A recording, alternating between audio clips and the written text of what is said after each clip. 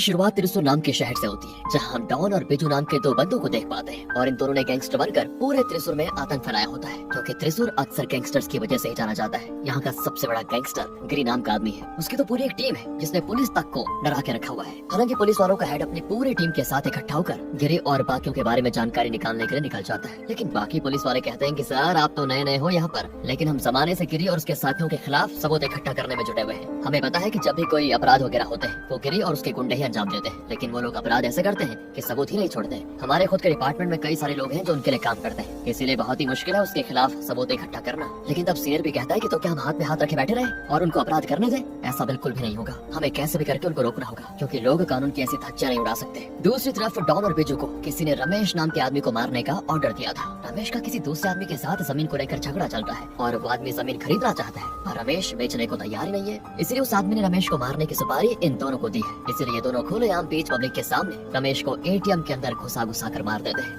ऐसी सफाई से उन्होंने रमेश को मारा होता है कि आसपास से गुजरने वालों को भनक तक नहीं लगती। दूसरी तरफ गिरी अपनी पत्नी गौरी के साथ ऑफिस में होता है, जहाँ उसके पूरे परिवार के लोग आए होते हैं, क्योंकि गिरी की बहन का आज बर्थडे है तो सभी उसे किस तरह से सेलिब्रेट करेंगे इसी के बारे में बात होती है। गिरी की कजन भी है जो कि एक आईपीएस ऑफिसर है, वो चाहे तो आराम से गिरी के खिलाफ सबूत निकाल सकती है, लेकिन वो ऐसा नहीं करती। साथ ही ये रमेश जो मरा ना अभी, वो असल में गिरी के ही गैंग का मेंबर था जिसकी हत्या हो गई है। वहीं डॉन और बिजू दोनों हत्या करने के बाद खुद को मासूम बताकर लोगों को चिल्लाते हुए कहते हैं कि देखो यहाँ किसी की लाश पड़ी हुई है, किसकी है ये? और ये सुनते ही वहाँ पर लोगों की भीड़ जमा हो जाती है। लोग पुलिस को फोन पर बुलाते हैं जो उस एटीएम को सील करके वहाँ जांच वगैरह शुरू करते हैं। एटीएम वैसे पिछले कुछ महीनों से बंद पड़ा हुआ था, इसलिए वहाँ पर कैमरा भी नहीं था। हालांकि पुलिस को तो अपना काम करना ही था, तो वो रमेश के हत्यारे को पकड़ने का काम शुरू कर देती है। उन सारे लोगों की गवाही ली जाती है जिन्होंने सबसे पहले लाश देखी। उन लोगों में ये डॉन और बिजू भी शामिल होते हैं। अब वो दोनों त्रिशूर के निवासी थे, इसलिए उनका कोई खास रिकॉर्ड भी पुलिस के पास नहीं होता कि ये कोई क्रिमिनल है भी या नहीं। इसलिए पुलिस वाले उनसे उनका नंबर वगैरह लेकर उन्हें चेतावनी भी देते हैं कि जब तक हम ना कहे शहर छोड़कर मत जाना। दोनों भी हमें जवाब देकर चले जाते हैं। अब दोस्तों एक हत्या करके वो दोनों काफी ज्यादा खुश थे कि त्रिशूर शहर में सबसे पहला कांड तो हमने कर दिखाया। ये तो सिर्फ शुरुआत है, अभी तो और भी कांड होने बाकी है। इसके बाद वो दोनों मॉल में आते हैं और कपड़े वगैरह चेंज करके अपना हुलिया बदल लेते हैं ताकि जल्दी कोई उनको पहचान न पाए। वहाँ पर आने के बाद उन्हें मॉल में गौरी दिखाई देती है जो सामान खरीदने वहाँ पर आई थी। डॉन की नजर जैसे उस पर पड़ती है ना, तो वो उसे बड़ी गंदी नजरों से देखता है और जानबूझकर गौरी के पास से गुजरकर उसे छूने की कोशिश करता है। दोस्तों इस चीज को देखकर ना गौरी को इतना गुस्सा आता है कि वो थप्पड़ मार देती है उसे। इसके बाद वो वहाँ से जाने ही लगती है, लेकिन इन दोनों को क्या पता था कि त्रिशूर में आने के बाद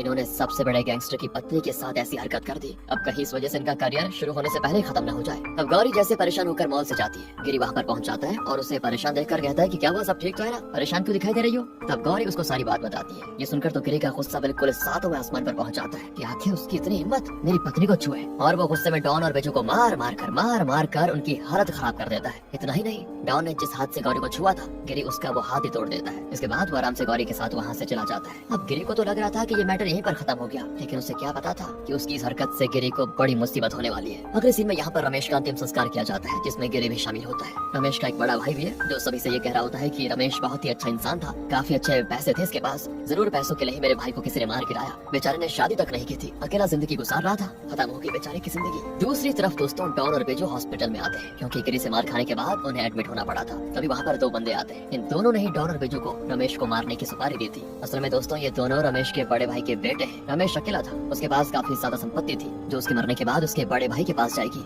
और एक बार ये दोनों भाइयों के पिता को वो संपत्ति मिल गई तो बस ये दोनों अपने पिता को भी मरवा देंगे। इतने खतरनाक है ये, ताकि सारी संपत्ति दोनों के नाम हो जाए। इसलिए इन्होंने डॉन और बिजू को 10 लाख रुपए दिए थे रमेश को मारने के लिए, जो काम उन्होंने सच में कर दिया। अब इन दोनों ने वैसे अपना काम तो कर दिया था, लेकिन गिरी की मार उनके मन से जाती नहीं। जब भी वो आंख बंद करते हैं तो उन्हें गिरी का चेहरा दिखाई देता है। इसीलिए दोनों डिसाइड करते हैं कि हम गिरी की जिंदगी नरक से भी बदतर बना देंगे, ताकि कभी हमारे साथ वो आंख उठाकर भी ना देखे। अब गिरी से बदला लेने के लिए सबसे पहले तो दोनों उसका घर ढूंढते हैं कि असल में वो रह कहाँ रहा है। ज्यादा मेहनत नहीं करनी पड़ती उनको और उन्हें गिरी का घर मिल जाता है। इसलिए यहाँ से दोनों अब उन पर नजर रखना शुरू कर देते हैं। दोपहर के टाइम गिरी कुछ जरूरी काम से बाहर गया हुआ था और घर में गौरी अकेली होती है। इसी मौके का फायदा उठाकर ये दोनों घर में घुस आते हैं और गौरी को पकड़कर उसकी ही साड़ी से उसका हाथ बांध देते हैं। अब डॉन कहता है कि क्या है ना, तेरे पति ने हमारे ऊपर हाथ उठाकर बहुत बड़ी गलती कर दी है, हमसे पंगा लेने का अंजाम क्या होता है आज उसको पता चलेगा, तुम देखना अपनी आंखों से। इसके बाद वो दोनों मिलकर गौरी के साथ सारी गलत हरकतें करते हैं। बेचारी गौरी मदद के लिए चिल्ला रही होती है, लेकिन घर में कोई मौजूद ही नहीं होता। और जब थोड़ी देर के बाद गिरी घर आता है, उसको सदमा लग जाता है कि आखिर ये सब क्या हो गया। गौरी उसे बता देती है कि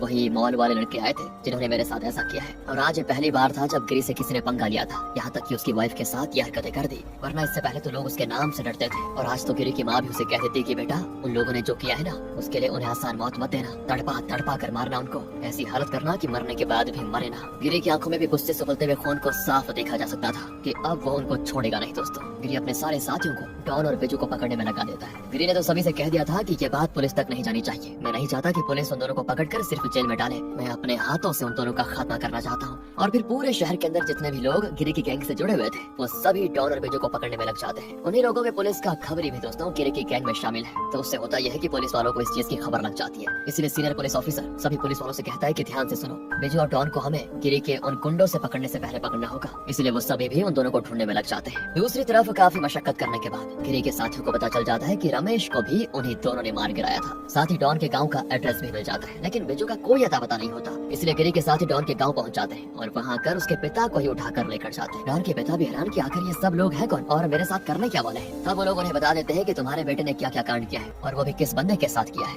ये सुनकर बेचारे डॉन के पिता भी हैरान, कहते हैं मैंने तो अपने बेटे को शहर काम करने के लिए भेजा था, न जाने मुझे क्या कर रहा है। और उन्हें भी पता नहीं होता कि डॉन अभी कहाँ हो सकता है, लेकिन उनके जरिए डॉन का पता लगाया जा सकता था। इसलिए गिरी के साथी डॉन के पिता के मोबाइल से डॉन को फोन लगाते हैं, जहाँ गिरी का भाई देवा फोन पर ही डॉन के पिता को मारते हुए उनकी चीखें डॉन को सुनाता है और कहता है कि अभी तो सिर्फ मारा है, जल्दी नहीं आया तो जान से मारने में भी देरी नहीं लगेगी, क्योंकि तूने जिससे पंगा लिया है ना, तो कब्र में भी क्यों ना चले जाए, गिरी तुझे वहाँ से भी खोद कर बाहर निकाल लेगा। ज्यादा टाइम नहीं है तेरे पास, जल्दी अपने बाप को बचाना है तो पहुँच जाए। ये सुनकर डॉन एकदम से गुस्से में हो जाता है कि देवा की इतनी हिम्मत कैसे हुई कि मेरे पिता को मारे। दुश्मनी मेरे से थी तो मेरे पिता को बीच में क्यों लाया, नहीं छोड़ूंगा इसे। अब मैं भी गिरी के सारे करीबी को मार डालूंगा। इसके बाद तो वो और बिजू दोनों अपना फोन फेंक देते हैं ताकि फोन ट्रेस ही ना हो पाए। अब रात को देवा आराम से सो रहा होता है क्योंकि उसे ये लगता है कि डॉन अपने पिता को बचाने जरूर आएगा, तो हम उसको पकड़ लेंगे। उस समय उसकी ये बात सच भी होती है। डॉन बिजू के साथ देवा के घर तो आ जाता है, लेकिन डरते हुए नहीं बल्कि डराने के लिए। वो सोए हुए देवा का फायदा उठाकर उसे चेन की मदद से बेड से बांध देता है और थप्पड़ मार मार कर उसको जगाते हुए कहता है कि मैंने कहा था ना, मेरे मैटर के बीच में मेरे पिता को नहीं लाना चाहिए था,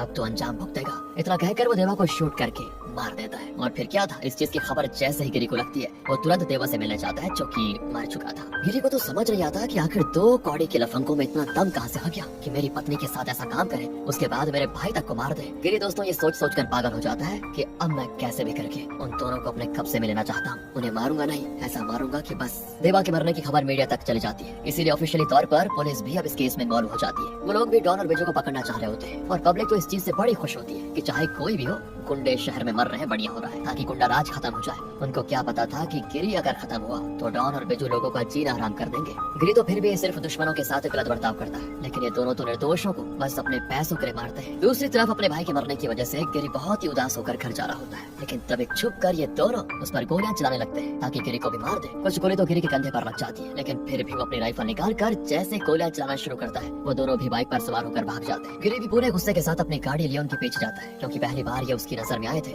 ऐसे तो वो उन्हें जाने नहीं दे सकता। लेकिन तभी डॉन और बिजू अपनी बाइक में ब्रेक लगाकर तुरंत रिटर्न भागते हैं। अब बाइक में तो तुरंत रिटर्न लग जाता है, कार में थोड़ा लगेगा। इसी वजह से जब तक गिरी कार घुमाता तब तक ये दोनों वहाँ से बहुत दूर निकल जाते हैं, इसलिए वो उन्हें पकड़ नहीं पाता। अब डॉन और बिजू दोनों वहाँ से जंगल में बने एक झोपड़ी के पास जाते हैं, जहाँ वो छुप कर रहे होते हैं। लेकिन झोपड़ी की लाइट जलती हुई देखकर उन्हें शक हो जाता है कि शायद अंदर कोई है जो उन्हीं का इंतजार कर रहा है, इसीलिए वो दूसरा ठिकाना ढूंढने निकल जाते हैं। दोनों वैसे दिखने में नौसिखिए लगते हैं, लेकिन हर कदम फूंक फूंक कर रखते हैं दोस्तों, ताकि पकड़े ना जाए। और जैसे ही वो दूसरा ठिकाना ढूंढने जाते हैं तभी गिरी फिर से उनके पीछे पड़ जाता है, और इस बार तो वो एकदम तेज रफ्तार में गाड़ी चलाकर उनकी बाइक के सामने ही उन्हें ठोक देता है। इस चीज से वो दोनों बाइक से नीचे गिर जाते हैं और किस्मत उनका साथ दे जाती है, क्योंकि सड़क के किनारे ही तालाब होता है जिसमें गिरकर वो वहाँ से भाग चुके होते हैं। गिरी की वही हालत हो चुकी थी, हाथ तो आया लेकिन मुंह को ना लगा। पर तब भी गिरी चुप बैठने वाला नहीं था, वो जब तक उन दोनों को मार नहीं देता तब तक शांत नहीं होगा। अगले सीन में उन दोनों भाइयों को भी पकड़ लिया जाता है, जिन्होंने रमेश को मारने के लिए डॉन और बिजू को सुपारी दी थी, जिस वजह से हत्यारा कौन है ये पुलिस को पता चल जाता है। लेकिन हाँ, उन दोनों को पकड़ना अभी भी बाकी था। अब रात को गिरी का साला दीपक डॉन के पड़ोस में रहने वालों को कुछ पैसे दे रहा होता है, ताकि अगर कभी बाई चांस डॉन यहाँ पर आए तो वो लोग तुरंत उसे फोन करके उसके बारे में बता दे। इसीलिए जैसे वो ये काम करके घर जा रहा होता है तभी वहाँ डॉन और बिजू पहुँच जाते हैं। अब डॉन दीपक से कहता है कि मेरे पिता को उठाकर सबक नहीं मिला क्या तुम लोगों को, जो मेरे पड़ोसियों को खरीदने पहुँच गए। अरे हिम्मत है तो सीधे हम दोनों को पकड़ कर दिखाओ ना, दूसरों का सहारा लेने की क्या जरूरत है। इतना कहने के बाद डॉन कई बार चाकू की मदद से दीपक पर हमला कर देता है। इसके बाद वो दीपक के फोन से गुस्सा दिलाने के लिए गिरी को कॉल करता है और उससे कहता है कि तेरा साला जिंदगी और मौत के बीच भटक रहा है, अब उसे बचा सकता है तो बचा ले। गिरी तुरंत ही दीपक को बचाने पहुंच जाता है और किस्मत से सही टाइम पर वो पहुंच भी जाता है। इसीलिए दीपक को हॉस्पिटल में एडमिट करने के बाद डॉक्टर कहते हैं कि दीपक खतरे से बाहर है। तब पूरे परिवार वालों की जान में जान आती है। अब पुलिस वाले गिरी के पास आकर कहते हैं कि देखो, हम डॉन और बिजू के पीछे लगे हुए हैं, हमारी पूरी एक टीम इस पर काम कर रही है, इसलिए प्लीज तुम लोग पीछे हट जाओ और कानून को अपने हाथ में मत लो। और गिरी कहता है कि तुम्हारी टीम तो कब से काम कर रही है, उसके बावजूद भी मेरा भाई मर गया, मेरे साले के ऊपर जानलेवा हमला हुआ, अब क्या अपने पूरे परिवार को मरने दूं, उसका इंतजार करूं? एक बार वो दोनों मेरे हाथ लग गया ना तो उन्हें जिंदा नहीं छोड़ूंगा, ये बात याद रखना। पुलिस वाले भी ये सुनकर खामोश हो जाते हैं क्योंकि उनके पास कोई सुराग ही नहीं था। इधर सारे लोग परेशान थे, लेकिन डॉन और बिजू तो रुकने का नाम ही नहीं लेते। अब तो उन्होंने गिरी की माँ को अपना अगला टारगेट बना लिया होता है। गिरी की माँ जैसे हॉस्पिटल की लिफ्ट में होती है, उसके अंदर वो दोनों पहुंच जाते हैं, वो भी बुर्का पहनकर, और गिरी की माँ पर भी चाकुओं से हमला कर देते हैं। लेकिन किस्मत से उन्हें भी बचा लिया जाता है। गिरी की हालत खराब, उसे समझ नहीं आता कि करे तो करे क्या, कैसे ढूंढे उन दोनों को, क्योंकि अगर जल्दी कुछ ना किया गया तो पूरा परिवार खत्म हो जाएगा। तभी उसका दोस्त उसको फोन करके कहता है कि डॉन और बिजू ने सरेंडर कर दिया है, वो भी पुलिस के सामने। अभी वो दोनों जेल के अंदर है। ये सुनते ही गिरी तुरंत पुलिस स्टेशन आता है, जहाँ सच में दोनों जेल के अंदर मौजूद होते हैं। अब गिरी का तो मन कर रहा था कि जेल के अंदर घुसकर दोनों को अभी खत्म कर दूं, लेकिन पुलिस वाले उससे कहते हैं कि देखो, अब टेंशन लेने की जरूरत ही नहीं है, हमने इतने चार्जेस लगाए हैं कि कभी दोनों बाहर नहीं आ पाएंगे। और दोस्तों, यही तो था दोनों का प्लान। उन्हें पता था कि एक बार वो खुद को पुलिस के हवाले कर दे तो पुलिस कानून के हिसाब से उनको सजा देगी और गिरी और उसके साथियों से बचाएगी भी पुलिस। अब थोड़े दिन जेल में बिताने के बाद रिश्वत वगैरह देकर वो बाहर आ ही जाएंगे, ये उनका प्लान है। गिरी को भी ये बात बड़े अच्छे से पता होती है कि दोनों का प्लान चल क्या रहा है, इसीलिए अभी के लिए तो गिरी जेल से चला जाता है। लेकिन अगले दिन जब दोनों यानी कि वो डॉन और बिजू कोर्ट में जा रहे होते हैं तो गिरी के साथी स्नाइपर की मदद से दोनों पर गोलियां चला देते हैं। लेकिन गोली चलने के बाद भीड़ में हड़कंप मच जाती है। पुलिस वाले भी तुरंत उन दोनों को बचाकर गाड़ी में डाल देते हैं ताकि उन्हें हॉस्पिटल ले जा पाए। दोनों की जान तो बच जाती है, पर ऐसा लगता है कि गिरी का प्लान फेल हो गया। अब वो पुलिस के चंगुल से इन दोनों को छुड़ा नहीं सकता। पुलिस पूरे हॉस्पिटल को अच्छे से घेर लेती है ताकि कोई भी उन दोनों को कुछ कर ना पाए। लेकिन जिस वार्ड के अंदर वो दोनों मौजूद होते हैं, गिरी का दोस्त बाहर से वार्ड की दीवार ही तोड़ देता है और दोनों को हॉस्पिटल के अंदर से उठा लेता है। पुलिस सिर्फ हाथ पे हाथ धरी रह जाती है। अब यहाँ से हम जंगल में बने घर को देखते हैं जिसके अंदर ही डॉन और बिजू मौजूद है, और तब पूरे गुस्से के साथ गिरी वहाँ पर आता है। यहाँ कोई नहीं होता उसको रोकने वाला, वो जैसे चाहे वैसे तड़पा तड़पा कर उन दोनों को मार सकता है। अब हाँ, गिरी इतनी आसान मौत तो उनको देने से रहा, वो पहले तो जी भर के दोनों को मारता है। जो भी इन दोनों ने उसके परिवार वालों के साथ किया उसका पूरा बदला ले रहा होता है। पर तब भी डॉन गिरी से कहता है कि किस काम का तो गुंडा है रे, तेरी पूरी टीम के होते हुए हम दोनों ने मिलकर इस शहर के सबसे बड़े गुंडे की नींद हराम कर दी। अरे हम मर भी गए तो कोई फर्क नहीं पड़ता, क्योंकि हमें त्रिशूल में दहशत फैलानी थी जो हमने कर दिखाया। वो फिर से गिरी को उसकी पत्नी के बारे में कहकर गुस्सा दिलाने लग जाता है। इस सच बताएं तो भाभी बड़ी कमाल की चीज है। और फिर क्या था, इस चीज से गिरी के सब्र का बांध टूट जाता है और वो सबसे पहले बिजू को, उसके बाद डॉन को बॉम्ब लगाकर चिथड़े उड़ा देता है उनके। बड़ी भयानक मौत होती है दोनों की। आखिरकार गिरी ने अपना बदला ले लिया था और उसने ये भी बता दिया था कि त्रिशूल का असली गुंडा कौन है। इसी के यानी मिक्स फीलिंग के साथ दोस्तों ये मूवी यहाँ पर खत्म होती है।